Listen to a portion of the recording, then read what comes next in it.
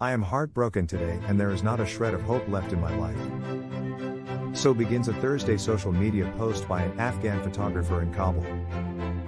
The accompanying image shows an armed Taliban fighter walking past a billboard bearing the faces of women that have been hastily obscured with blobs of black spray paint. Today is World Photography Day, she continues, and as an Afghan woman, I am not allowed to use my camera. With the arrival of Taliban in Afghanistan, everything changed. For the sake of her safety, her post was a private one. I will leave her unnamed.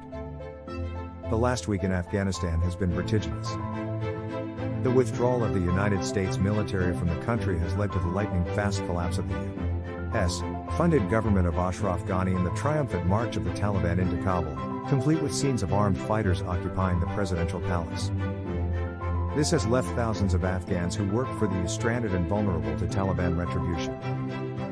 Already, there are reports of the Taliban going door-to-door in search of interpreters and other workers who collaborated with Western governments or media organizations.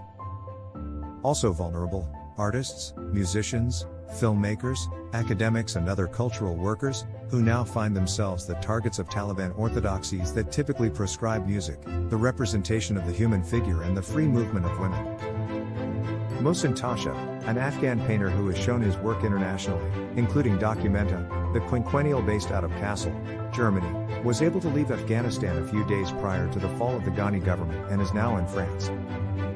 But he says the situation remains critical for those left behind. The artists in Afghanistan today risk their lives because of their beliefs, because of their thoughts, and because of their existence as free men and women, he tells me via WhatsApp. Filmmaker Sharbanu Sadat, who won the Top Director's Fortnight Award at Cannes in 2016 for Wolf and Sheep, and who was in Kabul when the Taliban marched into the city, told The Hollywood Reporter's Alex Rittman that the situation on the ground is grim. Getting approved for evacuation is an ordeal, so is making it to the airport, which is ringed by Taliban checkpoints and has been a scene of chaos and violence. If I survive this and I have the chance to make more films, she told Rittman, my cinema will have changed forever. Sarah Karimi, who in 2019 became the first woman to lead the National Cinema Organization, Afghan Film, issued a plea for assistance to the international film community on Twitter.